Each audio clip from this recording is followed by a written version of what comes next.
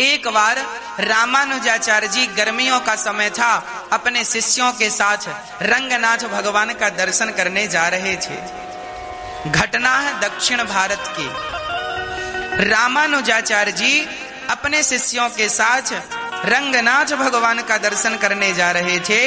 रास्ते में बड़ी गर्मी हुई तो वहां एक बढ़िया सा बगीचा था। उस बगीचे में श्री रामानुजाचार्य जी एक आम की छांव के नीचे बैठ गए और वहीं साधु संतों के पास तो भगवान होते हैं। सिंहासन उठाई, भगवान को बिठाया, वहीं पे बढ़िया धूप बत्ती की और आम का पका हुआ फल गिरा तो आम का फल काट कर ठाकुर जी को भोग लगाया और सभी संतों ने आम का प्रसाद लिया।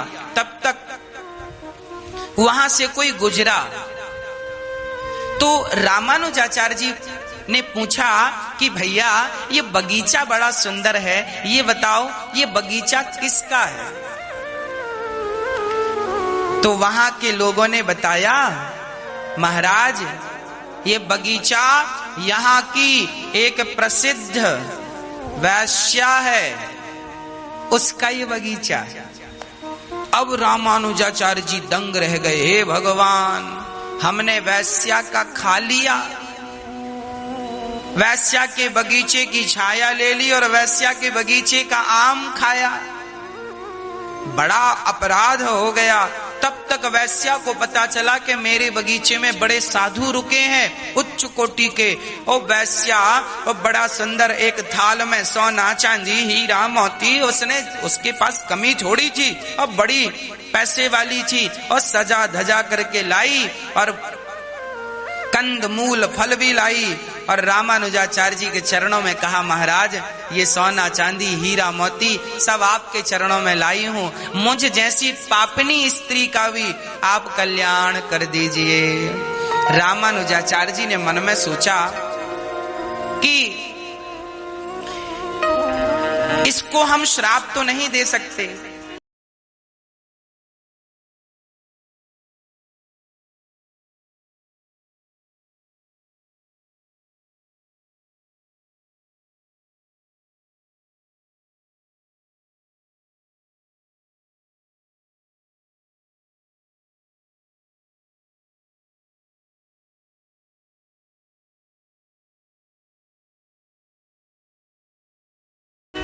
बेटी तू भले वैश्या है परंतु अनजाने में ही सही हमने तेरे बगीचे की छाया ली और तेरे बगीचे के फल खाए हैं और तू ये सोना चांदी हीरा मोती लाई है ना, तो सुन हमने तेरी छाया स्वीकार कर ली, अब तू ये सारा अपना सामान उठा और यहाँ से जा, हमें कुछ भी इसमें से स्वीकार नहीं करना। हम सोना चांदी का क्या करेंगे, साधु आदमी है, क्या करेंगे इतना इन रत्नों का? हमारा सबसे बड़ा रत्न तो हमारे रंगनाथ भगवान है, हमारा सबसे बड़ा धन तो हमारे श्याम सुंदर हैं, हम इन धन का क्या करेंगे? जाओ। उस वैश्या ने कहा, महाराज मेरी ये सेवा स्वीकार कर लो। तो रामानुजाचार्य भगवान ने कहा, अच्छा एक बात है, यदि तू जिद करती है तो जा, जो सोना और हीरा मोती लाई है ना, जा इस सोने से रंगनाथ भगवान के लिए बढ़िया सा मुकुट बनवा, हम वो मुकुट भगवान को पहना देंगे। अब वैश्या बड़ी प्रसन्न हो गई। आहा, सुनिएगा, वो वैश्या बड़ी प्रसन्न हुई और एक बढ़िया से सुनार के पास गई और बोली, सुनो, बिना मिलावट के अच्छी से अच्छी क्वालिटी का काम करना और बढ़िया मुकुट बना कर दो, कोई मिलावट ना हो और अच्छी मुकुट हो और जितना बढ़िया रत्न लगा सकते हो लगाना। उस वैश्या के पास भी बड़े बड़े रत्न थे, वो बहुत सुंदर थी, बड़े बड़े राजा महाराजा उसके पास आते थे तो कोई बड़ा हीरा लाता था, कोई बड़ा रत्न। उस वैश्या ने कहा, आज रंगनाथ भगवान की सेवा में ये सब जा रहा है, सफल हो गया। उसने सारा रत्न निकाल कर सुनार को दिया, इस मुकुट में ऐसे रत्न लगाना कि ये अद्वितीय मुकुट बने। सोनार ने भी बढ़िया काम किया और बढ़िया सुंदर सोने की मुकुट में हीरे मोती जब जड़े, इतना बढ़िया मुकुट बना। वैश्या लेकर चली, वैश्या ने सोने की थाल सजाई, मुकुट रखी, लाल कपड़ा उड़ाया, सखियों के साथ चली रंगनाथ भगवान को मुकुट देने के लिए। पर जैसे ही वो घर से चली और रंगनाथ भगवान के मंदिर में पहुंचने वाली थी, मतलब 200-300 मीटर की दूरी थी, तभी उसको मासिक धर्म स्टार्ट हो गया, रजस्वला हो गई। अब रजस्वला हो गई, अब तो वो वैश्या मंदिर में नहीं जा सकती। रामानुजाचार्य भगवान को बुलाया गया। वैश्या ने कहा, महाराज ये मुकुट तैयार हो गया है, ये मुकुट ठाकुर जी को पहना दो, जब मैं पवित्र अवस्था में आऊंगी तो भगवान का दर्शन दूर से कर लूंगी। रामानुजाचार्य जी ने पुजारियों से कहा, ये रहा मुकुट और भगवान को बढ़िया सा मुकुट पहनाओ। अच्छा हाँ, अब रामानुजाचार्य जी ने दिया। पुजारियों ने मुकुट पहनाने को जैसे सिर पे रखा, रंगनाथ भगवान का सिर ऊंचा हो गया। पुजारियों ने फिर स्टूल लगाया, चेयर लगाई, उस पे खड़े होके मुकुट पहनाया, फिर भगवान ऊंचे हो गए। कभी भगवान नीचे हो जाएं, कभी भगवान ऊंचे हो जाएं। अब पुजारियों ने कहा, प्रभु ये क्या लीला कर रहे हो, 1 घंटा हो गए भगवान मुकुट पहनते ही नहीं। बड़े परेशान पुजारी, रामानुजाचार्य जी को बुलाया गया, प्रभु ये भगवान तो मुकुट पहनते ही नहीं। पुजारियों ने कहा, प्रभु क्या चाहिए बताओ तो सही। तब रंगनाथ भगवान बोल पड़े, सुनो, जिसने मुकुट बनवाई है हम उसी के हाथ से पहनेंगे। अब वो वैश्या बाहर खड़ी, और वो भी मासिक धर्म में अपवित्र, पर भगवान त्रैलोक के पति कह रहे हैं कि हमें उसके हाथ से मुकुट पहननी है, तो कौन बात टाले। वैश्या को बुलाया गया, सुनो रंगनाथ भगवान तुम्हें बुला रहे हैं, तुम अपने हाथ से मुकुट पहनाओ।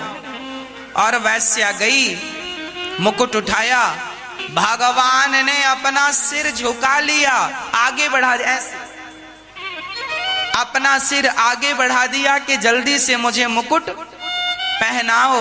वैश्या ने मुकुट जब पहनाए, सारे पुजारी देखते रह गए, वाह भगवान ये आपका न्याय अच्छा नहीं है। क्यों? हम पहना रहे थे तो आप सिर उठा रहे थे, और वो वैश्या जो कि अपवित्र है, वैश्या कोई अच्छी औरत होती है और उसमें भी अपवित्र रजस्वला, और आपने सिर आगे बढ़ा दिया। हमने वेद पढ़े हैं आपके लिए, नहा धोकर मंदिर में आते हैं, और आपने अपनी वेद की आज्ञा को उल्लंघन कर दिया। देखो आपने ये गलत कर दिया। पुजारी कह रहे हैं भगवान से आपने गलत किया, आपने उसके हाथ से मुकुट पहन ली। तो अब एक काम करो, उसी वैश्या से पूजा कराओ, हम पूजा नहीं करेंगे आपकी। हम बड़े पंडित बने घूमते थे, अब उस वैश्या में और हम पंडित में क्या अंतर रह गया। आपने उसके हाथ से मुकुट आगे सिर बढ़ा के पहन लिया। तब पुजारियों से भगवान रंगनाथ जी ने कहा, पुजारी जी नाराज मत होइए, आप लोग हमें पतित पावन कहते हो ना, आप लोगों ने तो हमारा नाम रखा है पतित पावन। और सुनो, माना कि ये वैश्या है, माना कि ये अपवित्र है, पर याद रखना, माना कि ये बहुत बड़ी पापनी है, पर इसके अंदर अब पश्चाताप की अग्नि जल रही है।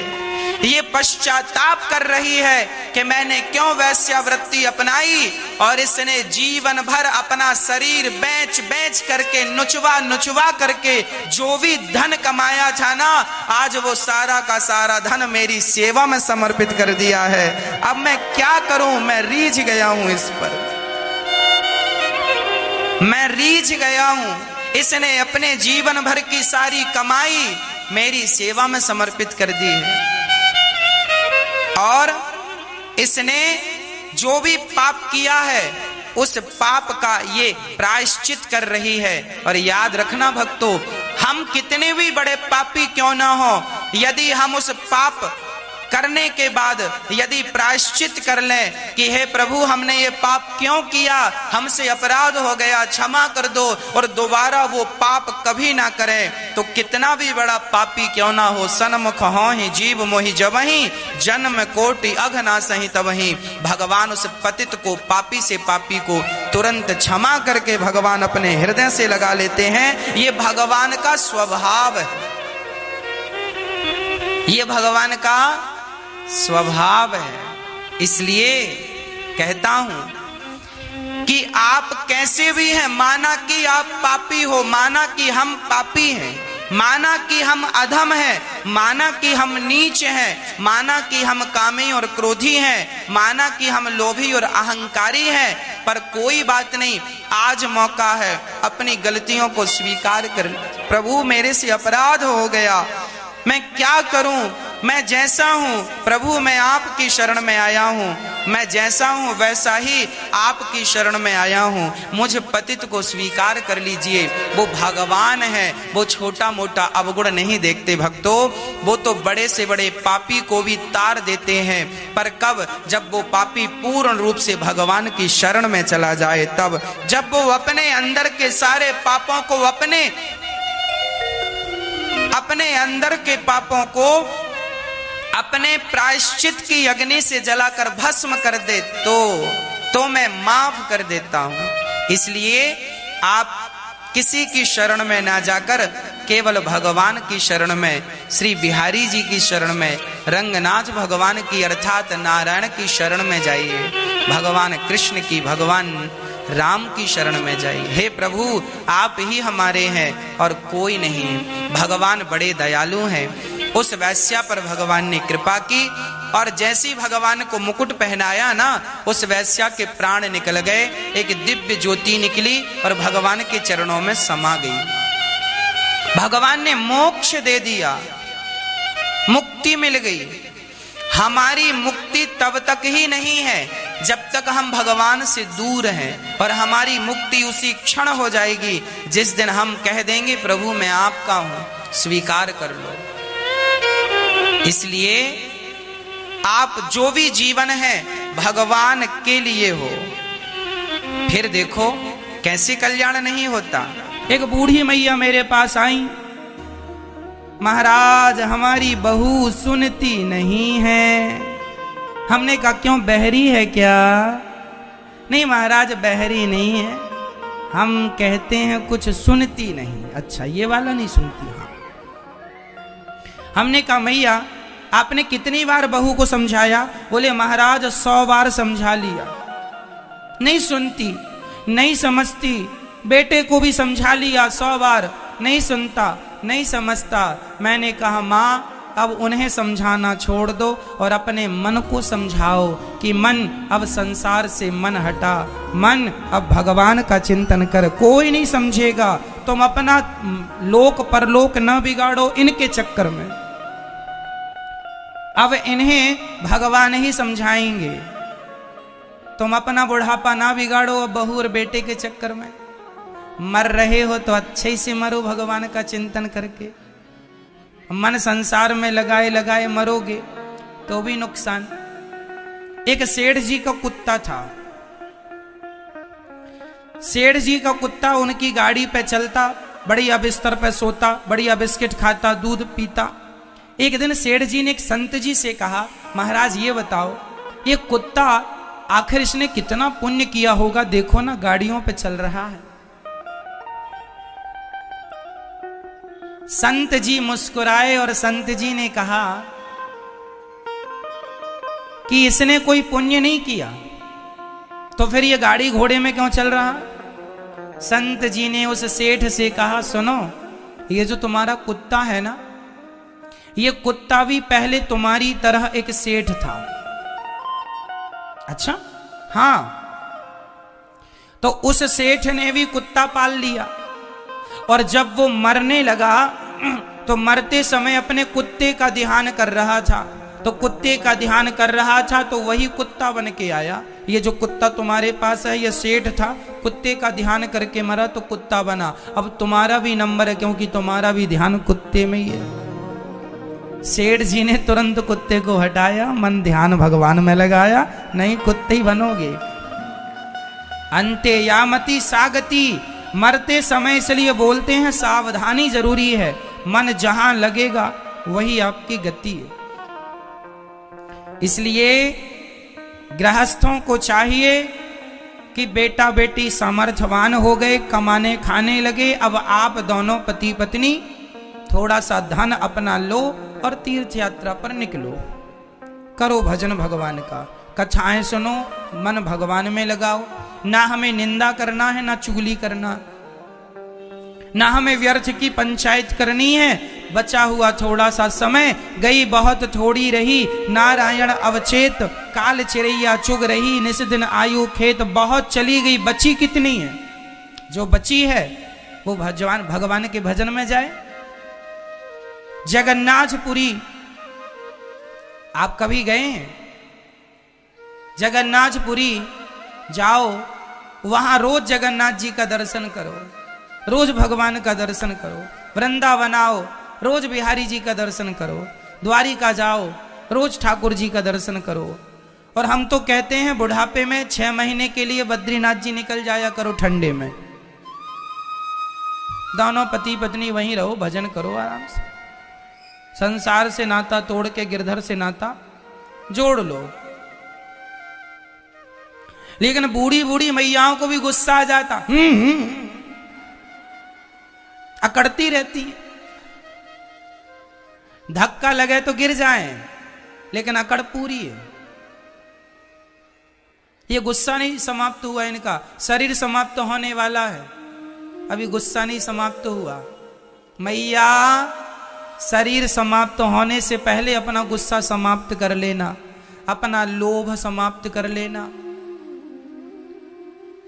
एक मैया बोली, महाराज हमारी पेंशन 300 रुपए कब आएगी?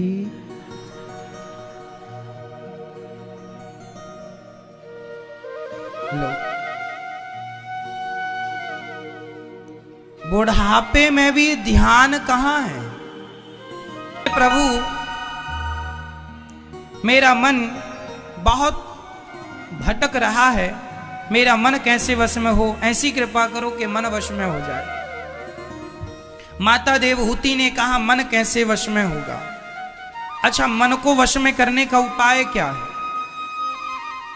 मैया जी, आप लोगों का मन वश में है तो हाथ उठाओ, और कितनों का मन वश में नहीं है वो हाथ उठाएं।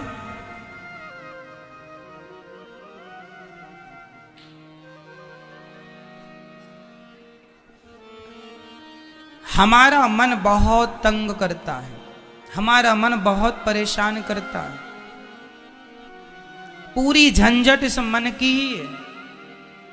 मन एव मनुष्याणाम बंधनम कारणम बंध मोक्षणम। मन एव मनुष्याणाम, यही मन बंधन का कारण है और यही मन मोक्ष का कारण है। बंधनम मोक्ष कारणम, ये मन ही बंधन का और मोक्ष अर्थात मुक्ति का कारण है। ये मन देखो ना, चाबी इस तरफ घुमाओ ताला बंद, और इस तरफ घुमाओ ताला खुल गया। सिंपल है। मन को संसार में लगाओगे तो मन आपको बांध देगा, बंधन में डाल देगा। और मन भगवान में लगाओगे तो ये मन आपको संसार से मुक्त कर देगा। संसार से मुक्त होना चाहते हो, संसार से मुक्त होना चाहते हो तो मन भगवान में लगाओ, और संसार में बंधे रहना चाहते हो तो मन संसार में लगाओ। इसलिए सबका मन भगवान में होना चाहिए। मन एव मनुष्याणाम बंधनम मोक्ष कारण। मन ही बंधन है और मन ही मुक्ति है। यदि मन भगवान में लगा है तो कोई बंधन नहीं है। इसलिए मन को संसार में लगने ही ना दो। समझ रहे हैं? सदा मन कहाँ लगना चाहिए हमारा? भगवान के पावन चरणों में। तो प्रश्न ये खड़ा हुआ कि मन को कंट्रोल कैसे किया जाए। आज मैं आपको मन की कंट्रोलिंग समझाऊंगा। मन को वश में कैसे किया जाए वो मैं आपको कुछ उपाय बताऊंगा। ध्यान से सुनिए। गीता में अर्जुन ने भी भगवान से यही पूछा, चंचलम ही मनः कृष्णा, हे प्रभु मेरा मन बड़ा चंचल है, बताइए मैं क्या करूं। तब भगवान ने कहा, अभ्यासेन तो कौन्तेय वैराग्येण च गृह्यते। हे अर्जुन, अपने मन को वश में करने के लिए अभ्यास करो। कैसा अभ्यास करें? अच्छा देखो ना, आपके दुख का कारण क्या है? मन। मन हटता ही नहीं परिवार से। मन कहता है ये घर, ऐसा घर मेरा होता। मन कहता है ऐसी गाड़ी मेरी होती। मन कहता है ऐसा मेरा होता। दूसरों को देख देख करके मन वहां चला जाता, ललचा जाता है। जो आपके पास है आप उसमें संतुष्ट नहीं है। जो दूसरों का आप देख रहे हैं आपका मन वहां चला जा रहा। यही आपके दुख का कारण है। इसलिए मन को ही आप दुख का और सुख का कारण जानो। अब मन को कैसे वश में करना है वो मैं आपको समझाता हूं। जब पहली बार बच्चा स्कूल जाता है तो क्या वो राजी मर्जी से जाता है? रोता है। बच्चा स्कूल जाने से रोता है, पर फिर भी माँ उसे भेजती है कि नहीं? वो उसका मन नहीं लगता स्कूल में, पर फिर भी माँ भेजती है। जिसका मन नहीं लगता फिर भी भेजती है, भेजती है, भेजती है। तो भेजते भेजते धीरे धीरे उस बच्चे का मन लगने लग जाता है। और वही बच्चा जो स्कूल जाने में रोता था वही पढ़ लिख करके IAS IPS बन करके देश की सेवा करता है।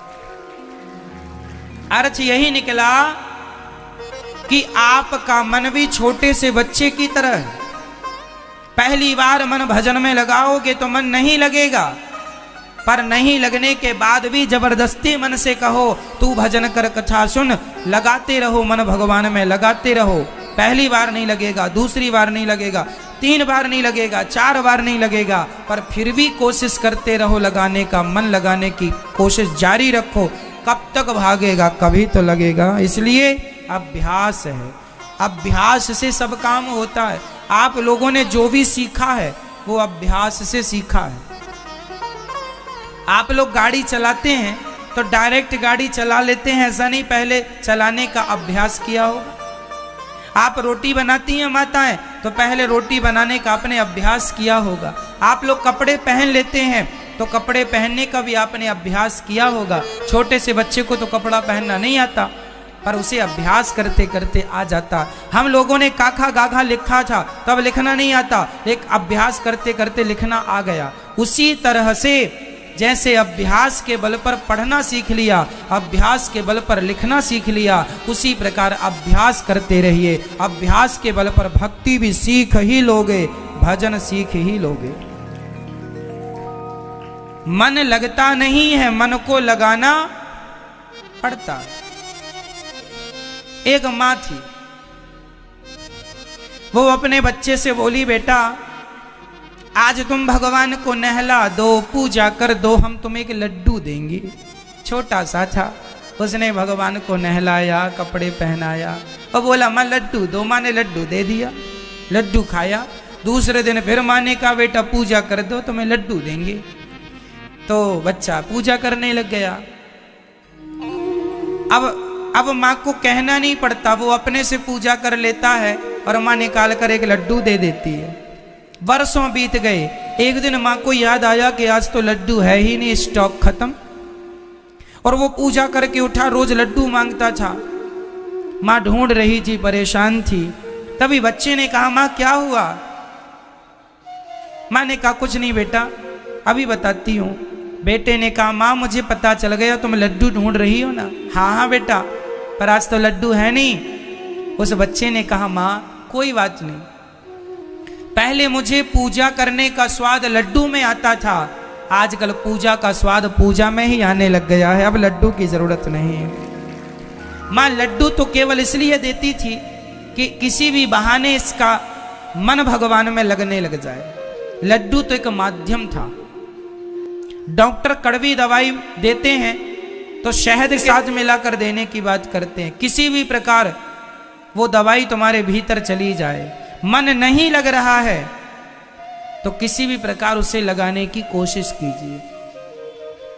लगेगा कब तक नहीं, लग जाएगा तो फिर हटेगा नहीं। इसलिए मन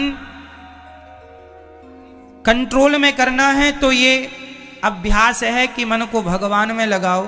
और मन को वश में करने का एक उपाय और है, अपनी इच्छाओं को कम कीजिए। अच्छा भैया ये बताओ आपकी इच्छाएं कितनी हैं? भैया जी आप बताओ आपकी इच्छाएं कितनी हैं? जो देखते हो ना उसी को पाने की इच्छा हो जाती है। इच्छाओं में कंट्रोल। जो व्यक्ति ज्यादा इच्छा रखता है वो ज्यादा दुखी है, और जो कम इच्छा रखता है वो सुखी है। एक गुरुजी के दो चेले थे, दोनों एक यजमान के यहां भंडारा खाने गए। एक चेले ने सोचा कि आज कम से कम दक्षिणा में 50 रुपए तो मिलेंगे। वो कितने की उम्मीद लेकर के गया? उसकी इच्छा कितनी थी कि 50 रुपए मिलेंगे। और दूसरा विद्यार्थी था, उसने सोचा आज दक्षिणा में कम से कम 10 रुपए तो मिलेंगे। कितना सोच रहा है वो? 10 रुपए।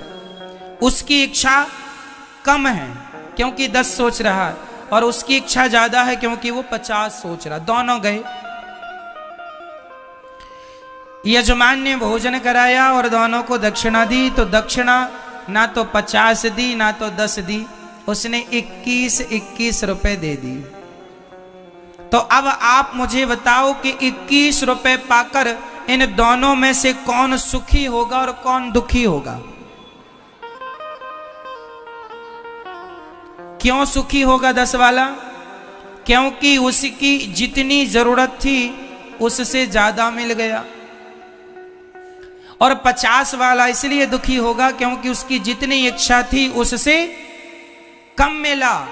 बस यही फंडा है जीवन का कि आपकी इच्छाएं जितनी अधिक होती हैं उतना नहीं मिल पाता, तो आप सारी जिंदगी दुखी रहते हैं, रोते हैं। इसलिए इच्छाएं कम रखो और ये सोचो कि जो मिल रहा है विधाता की तरफ से, परमात्मा की तरफ से, हम तो उसके लायक भी नहीं थे, परमात्मा ने तो फिर भी हमें बहुत कुछ दे रखा है। इसलिए उस हाल में भी उनका धन्यवाद दोगे तो सुखी रहोगे। और इच्छाएं ज्यादा होंगी, मेहनत ज्यादा करो, पैसे ज्यादा कमाओ, ये सब्जेक्ट अलग है, पर इच्छाएं ज्यादा ना हो। जो मिल रहा है वो ठीक, इच्छाएं ना हो। कई बार आप लोग दुखी रहते हैं, आपको लगता है हमारे पड़ोसी के पास बहुत ज्यादा है धन, हमारे पास तो कुछ भी नहीं। ये सोच सोच कर आप दुखी हैं। अरे भाई ये सोचो, एक सज्जन बोले महाराज जी हमारा पड़ोसी 50 लाख की गाड़ी पर चलता है। तो दूसरा बोला महाराज हमारा पड़ोसी 50,000 के जूते पहनता है। एक कह रहा था कि 50 लाख की गाड़ी पर चलता है और दूसरे कह रहा था कि 50,000 के जूते पहनता है। मैंने दोनों को कहा चलो मेरे साथ, और मैं दोनों को एक जगह पर ले गया। उस आदमी के पास मैंने कहा इसे देखो। तुम कहते हो कि पड़ोसी 50,000 के जूते पहनता है, अरे इसके पास तो जूते पहनने को पाँव ही नहीं है, इससे तो अच्छा ही ईश्वर ने तुम्हें बनाया है। लेकिन जो दिया है उसका धन्यवाद तुम नहीं दे रहे हो, जो नहीं है उसकी शिकायत बराबर कर रहे हो कि ये नहीं है। यही व्यक्ति के दुख का कारण है। आपकी जरूरत से ज्यादा जो इच्छाएं हैं वही आपको दुखी करती है। इसलिए संत गाए हैं कि चाह गई चिंता मिटी, मन वावे परवाह, जिसको कछु ना चाहिए सो ही साहंसाह। जिसे कुछ नहीं चाहिए वो सबसे अमीर है, और जिसे कुछ चाहिए वो बड़ा गरीब है। इसलिए ईश्वर ने जितना दिया है उसमें हमें क्या करना चाहिए? क्या करना चाहिए मेरी माँ? खुश रहना चाहिए, संतोष। इस धरती का सबसे बड़ा धन कौन सा है? जोर से बोलो। इस धरती का सबसे बड़ा धन कौन सा?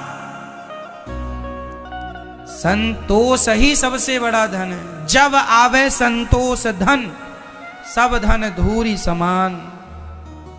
संतोष रखिए। आप लोग पेट भर भोजन करते हैं कि नहीं अपने घर पे? बोलो हाँ या ना। कभी कभी खीर वीर खा लेते हैं कि नहीं अपने घर पे?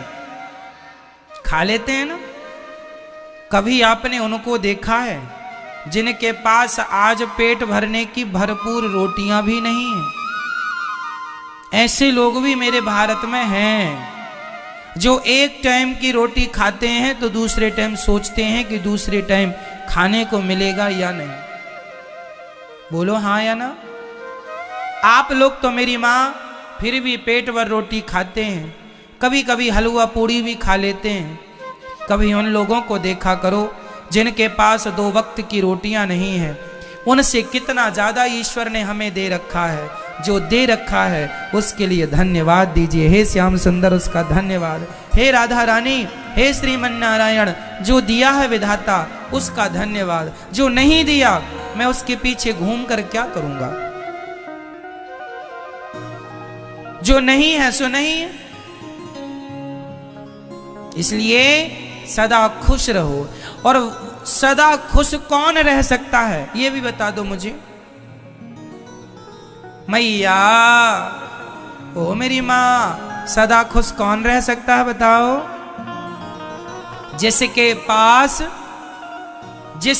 पास संतोष है वो सदा खुश रह सकता है, और जिसके पास संतोष नहीं है वो कभी भी सदा खुश नहीं रह सकता। लिख के ले लो, उसके पास करोड़ संपत्ति आ जाए पर वो सुखी नहीं रहेगा, क्योंकि संतोष नहीं है। हमारे देखो वृंदावन में साधु संत फुटपाथ पर आनंद से भजन कर रहे हैं। करोड़पति आदमी जो महलों में बैठे हैं उनसे ज्यादा खुश वो हैं, क्योंकि उन्हें संतोष है। कोई चाहत ही नहीं है, इच्छा ही नहीं है। इसलिए भगवान का धन्यवाद क्या करना चाहिए मेरी माँ? शुक्रिया, ये धन्यवाद भगवान का जरूर करना चाहिए। कपिल भगवान के दिव्य ज्ञान से मां देवहूति भक्ति का निरूपण किया। कपिल भगवान ने मां सेवा ही भक्ति है, और बड़ा अद्भुत कपिल भगवान ने माता देवहूति को जो बात कही वो आजकल मेडिकल साइंस में पढ़ाई जाती है। स्त्री जब गर्भवती होती है तो उसके गर्भ में बच्चा कैसे आता है, और कैसे उस बच्चे को वो गर्भ में पहले दिन में कैसा, दूसरे दिन में कैसा, तीसरे दिन में कैसा, 1 महीने में कैसा, 2 महीने में कैसा, ये पूरी बात जो साइंस में, मेडिकल साइंस में पढ़ाई जाती है वो ऑलरेडी हमारे यहाँ कपिल देवहूति संवाद में हजारों साल पहले बताई जा चुकी है। आज डॉक्टर जिस पर रिसर्च करके वो रिसर्च हम सबके सामने रखते हैं, वो ऑलरेडी वो सारी चीजें यहाँ वेद पुराणों में पहले से उपलब्ध हैं। पूरा साइंटिफिक है हमारे शास्त्र वेद पुराण। सबसे पहला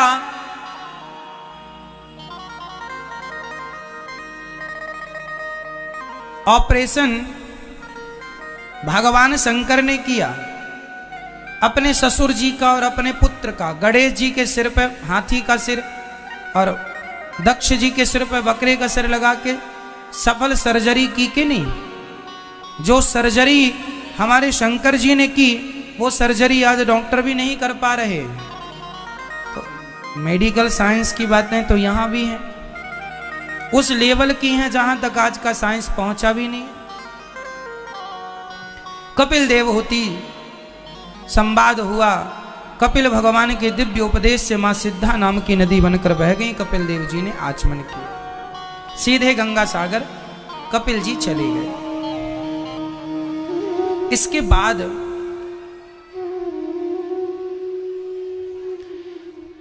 भगवान मनु जी की तीसरी बेटी की चर्चा हुई। मनु जी की तीसरी बेटी का नाम था प्रसूति। प्रसूति का विवाह दक्ष प्रजापति से हुआ।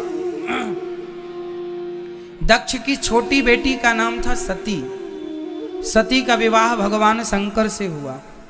एक बार भगवान शंकर अपनी पत्नी माता सती को लेकर गए थे अगस्त जी के पास सत्संग करने। एक बार त्रेता युग माही शंभु गए कुंभज ऋषि पाही, संग सती जग जननी भवानी, पूजे ऋषि अखिलेश्वर जानी। एक बार भगवान शंकर माता सती को लेकर गए, अगस्त जी की पूजा की और कहा कि कथा सुनाओ। अगस्त जी ने राम कथा सुनाई, शंकर जी ने तो सुनी, पर माता सती को भगवान पर संदेह हो गया। ये कैसे भगवान है? अच्छा, भगवान पर संदेह कई बार आप लोगों को भी हो जाता है, और भगवान पर संदेह होना कोई नई बात नहीं है। ब्रह्मा जी को, इंद्र को और माता सती को भी संदेह हुआ है। तो जिस परमात्मा को ब्रह्मा इंद्र और माता सती ना जान पाई, क्या उस परमात्मा को हम तुच्छ बुद्धि वाले लोग जान लेंगे? जितना जान रहे हैं उतना बहुत। उनको ज्ञान के बल पर तो जाना ही नहीं जा सकता। उन्हें जाना जा सकता है तो केवल प्रेम के बल पर। भगवान से प्रेम करो, जितना वो जनाना चाहेंगे अपने आप आपके ध्यान में वो आते जाएंगे और वो आपको रास्ता बताते जाएंगे। भक्ति भी वही कर सकते हैं जिन्हें भगवान अपनी भक्ति कराना चाहते। सबको नहीं कराना चाहते, इसलिए सब नहीं करते। कपिल देव जी माता सती वहां से कथा पूरी हुई, चले। शंकर जी ऊपर आकाश मार्ग से जा रहे थे तो रास्ते में राम जी सीता को खोजते हुए दिखाई पड़ गए, क्योंकि वो त्रेता था। त्रेता युग में रावण सीता माँ को चुरा चुका था। राम जी खोज रहे हैं, हे सीता कहाँ हो, हे सीता हे खगमृग हे मधुकर श्रेणी, तुम देखे सीता मृग नैनी, कहाँ है मेरी सीता, कहाँ हो? शंकर जी ने प्रणाम किया, जय जय जय सच्चिदानंद जगदीशा, धन्य हो आप। सब जानते हो, फिर भी अज्ञानियों की तरह पत्नी को ढूंढ रहे हो, विलाप कर रहे हो। शंकर जी ने जब ऐसा कहा तो माता सती को संदेह हुआ। सती माता ने कहा, हे शंकर जी, हे भोलेनाथ, ये किसको प्रणाम कर रहे हैं? शंकर जी ने कहा, देवी तुम भी करो, ये वही भगवान है जिनकी कथा अभी अभी आपने सुनी है। सती जी ने कहा, ये भगवान होते तो इन्हें पत्नी का पता चलना गया होता कि मेरी पत्नी रावण चुरा के ले गया। ये भगवान नहीं है, आपको गलत फहमी हो गई है। शंकर जी ने कहा, गलत फहमी हमें नहीं हुई, आपको हो रही है। शंकर जी ने समझाया कि ये भगवान है, सब जानते हैं, पर लीला कर रहे हैं, लीला है ना। बहुत समझाया शंकर जी ने, पर सती जी को समझ में नहीं आया। यहां आज मैं एक बात स्पष्ट कर दूं आपको कि शंकर जी ने सती को बहुत समझाया, समझ में नहीं आया। हनुमान जी ने, विभीषण जी ने, अंगद जी ने, माल्यवंत ने, मंदोदरी ने, स्वयं राम जी ने रावण को बहुत समझाया, पर समझ में नहीं आया। जब विनाश का समय होता है ना, तब बुद्धि विपरीत हो जाती है, उलट जाती है। विनाश काले विपरीत बुद्धि। सबने समझाया था रावण को कि सीता माता को लौटा दे। सबने, शंकर जी ने खूब समझाया सती को, ये भगवान है, संदेह ना करो, ना करो, ना करो। नहीं मानी और चली गई। परिणाम अभी बताऊंगा, पर मैं आपको यह समझा दूं कि जब आप किसी को समझाते हैं और वो ना समझे तो समझ लेना कि बस उसके विनाश का समय नजदीक है।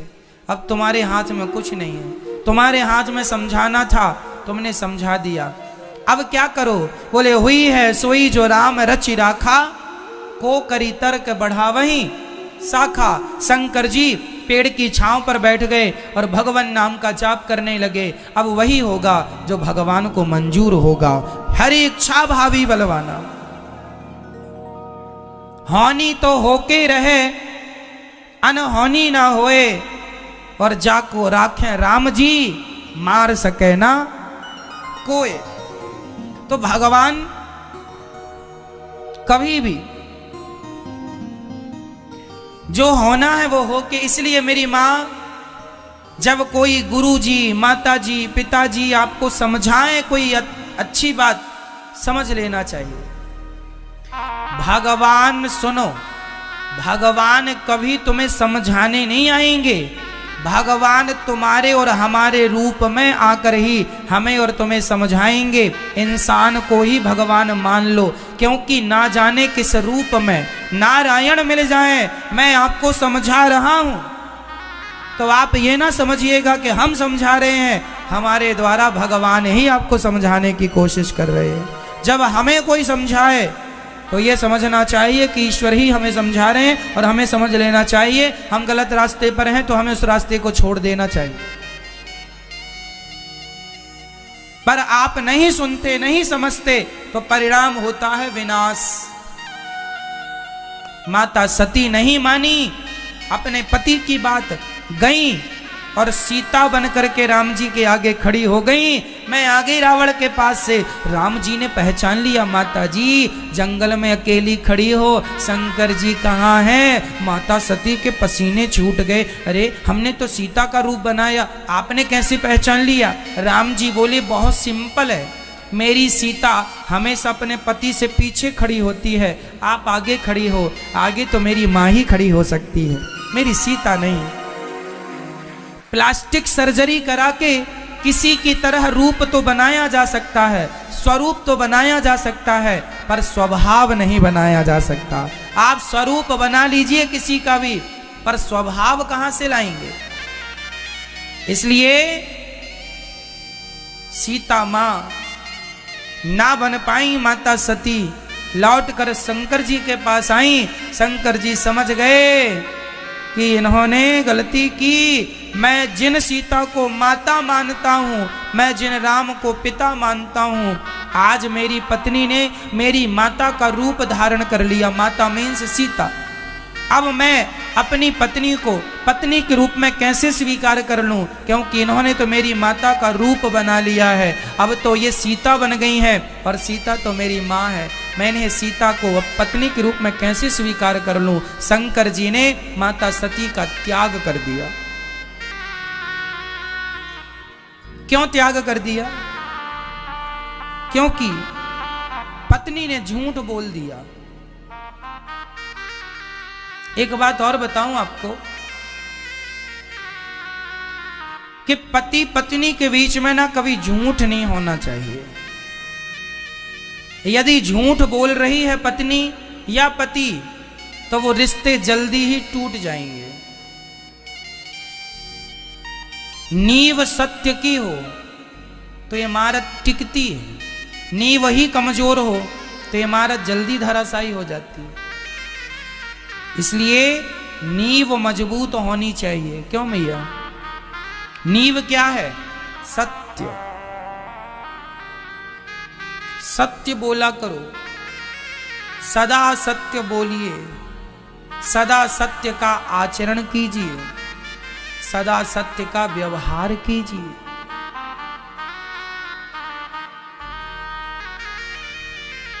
श्री शंकर जी बैठ गए। उनके एक बार दक्ष के यज्ञ में भगवान शंकर गए तो दक्ष ने शंकर जी को अपमानित कर दिया।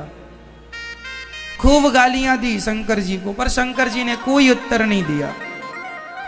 सहन करना हमें हमारे वेद शास्त्र और हमारे भगवान ही हमें सिखा रहे हैं। शंकर जी ने कोई उत्तर नहीं दिया, चुप रहे। दक्ष की गालियों पर भी कोई उत्तर नहीं। परिणाम जानते हो क्या निकला? दक्ष ने श्राप दे दिया। आपको जब कोई गाली दे तो आपको भी क्या गाली देना चाहिए? आज पूज्य श्री अनिरुद्धाचार्य जी महाराज ने हम सभी लोगों को बहुत ही उत्तम एवं शिक्षाप्रद कथा सुनाई है। आशा करता हूं कि इस शिक्षाप्रद कथा से हम सभी लोग कुछ न कुछ शिक्षा अवश्य ग्रहण करेंगे और अपने जीवन को सुखी और सात्विक बनाने का प्रयास करेंगे। मित्रों, अगर आपको यह शिक्षाप्रद कथा पसंद आई हो तो वीडियो को लाइक करें और अधिक से अधिक लोगों को शेयर भी करें, जिससे और भी लोग महाराज जी की इस शिक्षाप्रद कथा से शिक्षा लेकर अपने जीवन को सुखी बना सकें। मित्रों, अगर आपने अभी तक हमारे चैनल को सब्सक्राइब नहीं किया है तो हमारे चैनल को तुरंत सब्सक्राइब भी कर लें, जिससे आपको नोटिफिकेशन के माध्यम से महाराज जी के शिक्षाप्रद कथा तुरंत प्राप्त हो सकें। मित्रों, तो कल फिर किसी शिक्षाप्रद कथा के साथ आप लोगों के समक्ष प्रस्तुत होंगे। तब तक के लिए जय श्री राधे।